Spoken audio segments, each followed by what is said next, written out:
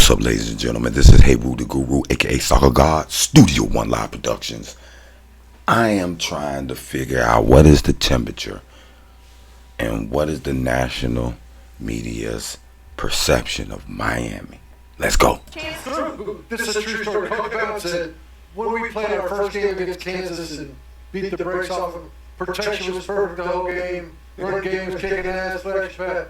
He's like, man, Charlie ain't gonna win the Heisman. You let us see he has to scramble around and stuff. You hear that? He said that's a true story. He said it's true. He said after they beat the brakes off of Kansas, he's not going to be able to win the Heisman. He must scramble around and do some fantastic things. And y'all want to tell me it's absurd to believe that they've scripted some of these games to sell tickets for the Heisman campaign for Cam Ward. When we were down 20, I kept telling defensive guys, we're going to win by one. We're going to win by one. When we were down 20, I kept telling defensive guys, we're going to win by one. We're going to win by one. When we were down 20, I kept telling defensive guys, we're going to win by one. We're going to win by one. But I asked everybody last night, I said, are you guys going to show up? And they said, you know it. You tell the story. You tell the whole damn world. I said, you know it. You tell the story. You tell the whole damn world. This is... I like this place. I like this place. I think they like college football here. They love ball here. Got And a that shot needs at to be part of the Miami story. today. There are other games, believe it or not, including it. There are other games, believe it or not, including it. But the Bears about Kansas rush. Got to get the ball out quickly today. And you know about Cam Ward. He has been brilliant. But the Bears have forced him into turnovers a couple times. They saw him when he was at Washington State. Now, when the ball's in the air, it is in jeopardy. Cal has 10 interceptions to lead the nation. Noah Williams has 4 of them.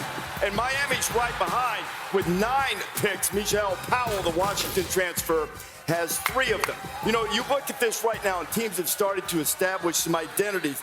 You sort of find out today if you're the type of team who can show up and stand on business.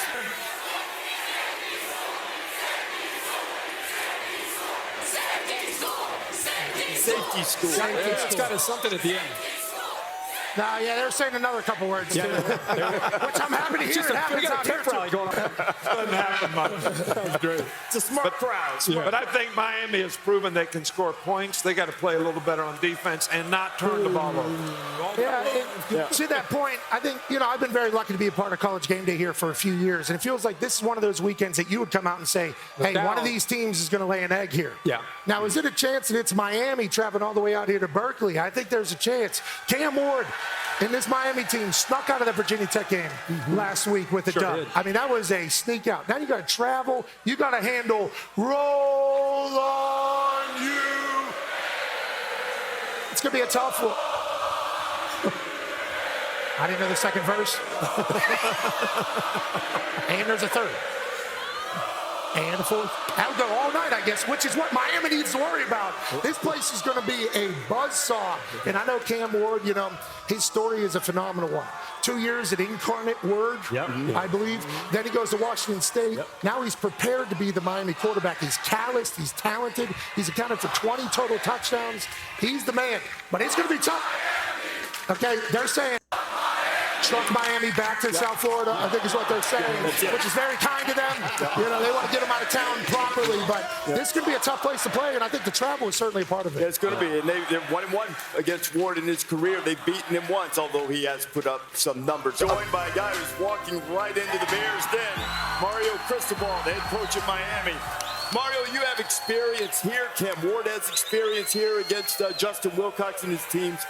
What is it about facing their defense? They're really good at generating turnovers. What's the biggest challenge for Cam and your offense tonight? Well, it starts with the head coach. The guy's an outstanding football coach, and his demeanor, his DNA, you see it in their football team. They're tough, they're physical, they play sound football. They don't make mistakes, and they take the ball away. And then when they do so, they capitalize. I'll just say Mario, Go ahead, Coach. I just wondered, your team has had quite a bit of success so far this year. And how have they responded to the success in terms of their preparation and being able to continue with some kind of consistency in performance? Are you satisfied with their preparation? Well, Coach, we watched your segment last week. You hit the nail right on the head. We start off really well with a lot to prove. You mentioned it as well, Kirk. And we played hard last week, but we lacked attention to detail. And we approached that film and studied it with humility, realizing we have to improve on the things that we lucked out on last week so we could achieve the goals we want to achieve. Coach, this is the longest game that's going to happen in college football, travel game outside of a Hawaii game. How is your team kind of prepared for, I mean, it's going to be foggy in that stadium. I don't know if you know that, but this is the biggest game that has happened here. How have you talked to your team about what to expect this evening here? Well, you make out of it what you want to make out of it. You know, we came out a day early. We adjusted every day and pushed an hour back, so it wasn't that big of a deal. And it can't be that big of a deal. What only matters here is that they got a great football team. We got a great football team. Let's go kick off the ball and find out. Coach, you guys were in the dogfight against Virginia Tech. What did you learn about your team that night, and how are you going to use that moving forward? I think that when you look at our team, we're kind of at the point now where we had some bad plays. We had some turnovers and we had some injuries, but there's trust and belief that there's no bad play or injury or tough situation we can't overcome. And also knowing we cannot allow ourselves to put ourselves in a tough position like we did. Have we ever had the road coach come on to set a college game day? Dan Lanning. Dan Lanning? Just a tough guy. Just a tough guy. Just let you know, yeah, this is historic. We appreciate you doing this. They don't make them like they used to. Yeah. But I got to tell you about this guy. When we used to go recruiting in Miami when he was on the staff, yes, every school we went in. Mm-hmm. He talked Spanish. I didn't know what was happening, but we got some players. I was protecting him from the Dolphin fans. Yeah.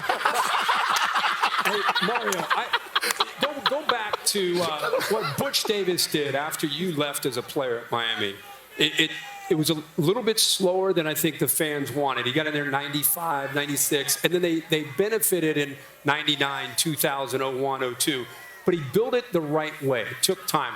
The process of building this thing back up. They've tried different coaches. Nothing has worked. You're there. Just not this game, just where the program is, building Miami back to what college football fans are expecting from it. Where is the program? Well, when you get to a program, you're either there because the previous staff did a good job or they didn't do a good job. And our starting point there was relatively low. Learned a ton under Coach Saban. Very grateful to him for my time at Alabama, in building a roster from top to bottom where it's deep, it's talented enough to compete, where you can rush the passer in the fourth quarter, where you could stop the run the ball, and we happen to find ourselves an elite quarterback as well along the way. So we're not where we want to be yet, but the progress has been tremendous, and we're just getting started, and we're looking forward to a great game today.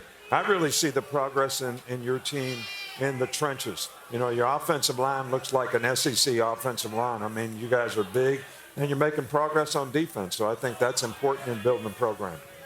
But how many years it took him before he went on this little run and we should have went to the Natty with Butch Davis? It was the third year. Well, hold on, Studio, because I don't know what one you referring to.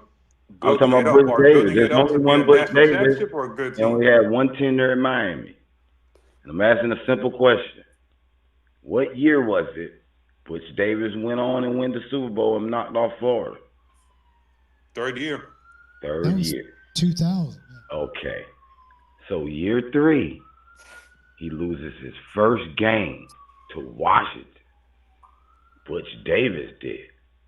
Mario in his year 3, he went in there and treated the SEC team like it's trash. Just like Alabama would have done Florida. Okay? So, don't be mad Mario's implementing the blueprint. Listen, look at Alabama now. Saban's blueprint is still at the University of Alabama. You think they let that proprietary information leave them, their university? No, they did not. That's why they plugged the coach in and look at what they about to do. They're going to be a threat. So y'all need not to worry. We're not Florida State. They didn't have the privy of being taught the blueprint like Mario has. All right. And look, Hayru, I agree with you. I have a question for you. Coach Saban said something the first week that if you pay the wrong guys, you end up, what'd you say? I forget the exact quote. You shit out of luck. Feels like Cam Ward is the perfect guy to come into your culture and lead your team. I've been talking about it for literally since week one, watching Cam do his thing. Last week, when he was pointing, hey, this is where we're running, and then you guys run it right there, he seems to fit your culture and Miami perfectly. Obviously, it's working right now. Do you feel that way? And why was Cam Ward the guy that you wanted to get into your program? I feel like kind of like Little League, like I feel like kind of like Little League, like I feel like kind of like Little League, like I feel like kind of like Little League, like I feel like kind of like Little League, like. Run to the outside. You want to get one more shot at that, buddy. This guy's flying high. Squeeze. Flying high.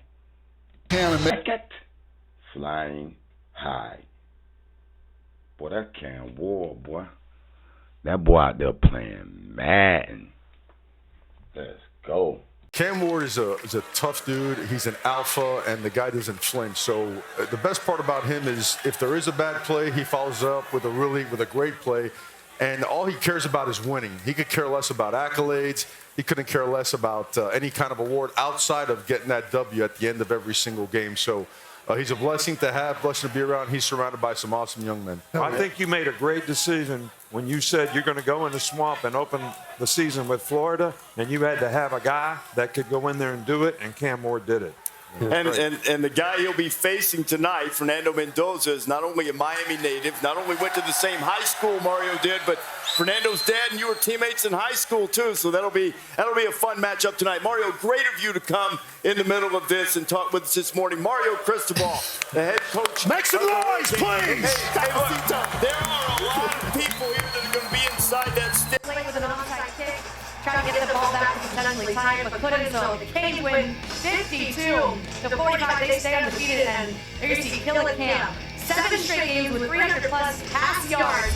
Longest streak by a Miami quarterback in program history. And there have been some great ones that have come through this program after the game, talking about what makes this team so good when the game is on the line. That's the biggest quarter of the game for us. We pride ourselves being physical in the fourth quarter. The O-line, they're physical from the jump. They turned it up a notch in the fourth quarter, and that's the reason why we won the game. In a game like this where it's back and forth from the jump, what was most important for you to lead this team throughout? Just staying on schedule. Not trying to have bad plays on offense, helping the defense out when we can. And, really just trying to, lead guys the right way. Continue to push them, we have a bad play, and just have the next play mentality. How connected are you with your wide receivers? Because it seems like each time that you needed to make a play, your guys were right there for you. Yeah, the boys, they got their name in the paper today for sure. So, I'm happy I got one of the best receiver corps in the country. They made my job easier. I'm throwing a lot of new people, so, the boys, they got their name in the paper for sure. He is not lying when he says he has the #1 receiving corps in the nation. Because off the top, he has the #1 receiver in the nation, and Xavier Restrepo. Martinez, the back. Restrepo, number 7, in the slot at the top of your screen. He's his top receiver and one of the best in the country. Okay.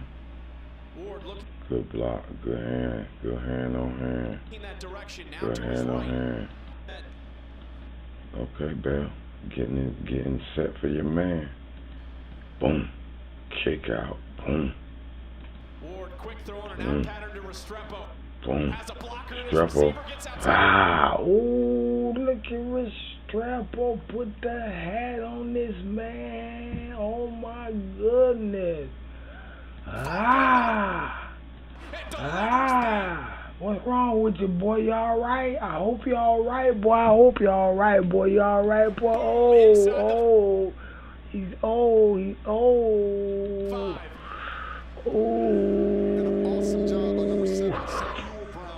Restrepo. Watch this. Look at Bell. I like Bell. Pap. You Restrepo. Look at that. He laid the hat. Look at that. Laid the hat. Laid the wood on this man. This man, look at this man. This man flying high. Damn, boy, I hope y'all alright. Look at it. Oh. Boom. Boom. Boom. Oh, boy, this boy flying.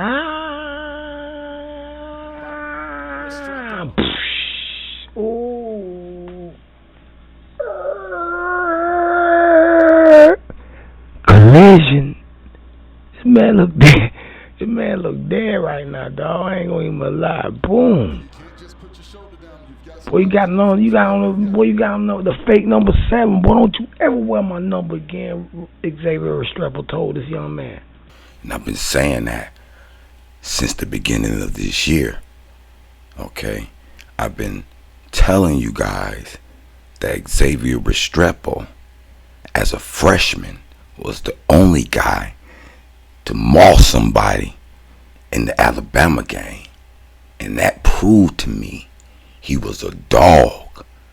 I know you guys had a players-only meeting earlier this past week to try to set the tone for the rest of your guys' schedule moving forward. How do you think that you guys are en route to your goals? I think we're on the right track for sure. We still got a lot of stuff to clean up. I missed a lot of easy throws on the first drop, so I got to clean that up. And, the biggest thing... I'm glad he's holding himself accountable, because 3 straight first down throws to Isaiah Horton was off target. The second one, I believe, would have been a touchdown, because it was a slant he would have caught and probably would have kept running off to the races. So I'm glad he's the first one to point out the mistakes that's being made. I don't never hear Cam Ward putting any of his team down. He always takes full responsibility, and that's what a leader will do. That we wanted to accomplish, we did. We got a chance to go 1-0 this week, and against a good football team. Just got to do the same next week. When we at Hard Rock. All right, we had an idea of what we'd see from Cam Ward coming into the season, an expectation. EJ, you called the spring game. You got to see what he looked like in spring against his own teammates. What has the expectation been versus reality of what we're seeing now from Cam Ward? Reality is you have a quarterback that is really, he's a lot of fun to watch. Interesting. They edited that out. I wonder what he really said. Anytime Miami's defense can just get 10 or 15% better, that team will be better. And Coach, it's not like a mistake. It's not like a foul. He's done it for 8 straight weeks. I mean, every time we see him starting in game 1, and we always talk about it, but going back to literally when you called me after the spring game, I'm like, really? Yeah. He's like that? Like, he's that good? And Coach, you saw it too. And I think to answer your question about expectation, I think he's blown it out of the water. I mean, even what we thought, where Miami maybe could be, but now seeing it so consistently, game after game, 300 plus, 4 or 5 touchdowns, it's unbelievable. One thing that's probably most amazing is this kid started out at an incarnate word. No stars. 0, no stars. But it's just incredible how good he is and how calm he is and how much fun he is to watch. And I'm glad he's played for my alma mater. Incarnate word, let's not forget, he played the entire time, too. This is also somebody who's probably had over 50 starts in their career. Right. And now you're really seeing someone who has been able to develop, learn the good, learn the bad. That's what it's about in the quarterback position. You know that. Like, when you're young, you figure it out, you get better, That's why Cade Klubnik now is playing better. Can't shaft guys, you got to give them a chance to grow, and now you see the final product. The confidence, the leadership, all the little things. As a defense, if you make a mistake, he makes you pay for it. And the fact that on 3rd downs, he doesn't have to beat you with his arm all the time. He's using his legs now. And that's what really makes him dangerous. That 3rd and 17 that he picked up, there was another 3rd and 6 in the game. Crucial points in the game. He's smart enough to know I have to try to stick it in there. I can use my legs. So that's what makes him dangerous. And that was always a pet peeve of mine on certain quarterbacks when it's 3rd and 5, 6. And they try to throw the ball and it's incomplete. And I said, man, you might well have ran that to get the first down for sure. Get the first down for sure. Dangerous as well. That team, the entire team knows. They don't think. They know no matter what happens, no matter how bad it gets, we're still in until the clock goes to 0. Because he's proven it. I mean, he is the ultimate eraser. And we talk about that all the time, but he literally hides everything. The defense is bad. I mean, they've had 3 bad games in a row. Let's be real. And he's covered it all. He's brought them back. He's hidden All of them. And it's impressive to see. I believe give credit to some guys. I believe he is doing it. But receivers, offensive line, even Shannon Dawson, giving him the ability to have the green light. Some coaches hold you back. Seriously, and tone it down, get the film room, start breaking down things that you do naturally. Shannon's letting him be who he is. That's why he's looking like that. I think I can coach that guy. Me too. Even I would do today. Isaiah got 4 touchdowns in a row. And we're not even talking about it. Restrepo. They got so many weapons, guys. He's doing a great job distributing it to everybody. And I think, again, Coach, you made the joke, I would love to coach. It's almost, you can't coach him, right? You got to pull it back a little bit because we were talking about when he's rolling to the left, making that throw. That's a bad play. Like, you don't even think about it. But he can do it. And he can make it. And he's not. And he can do it.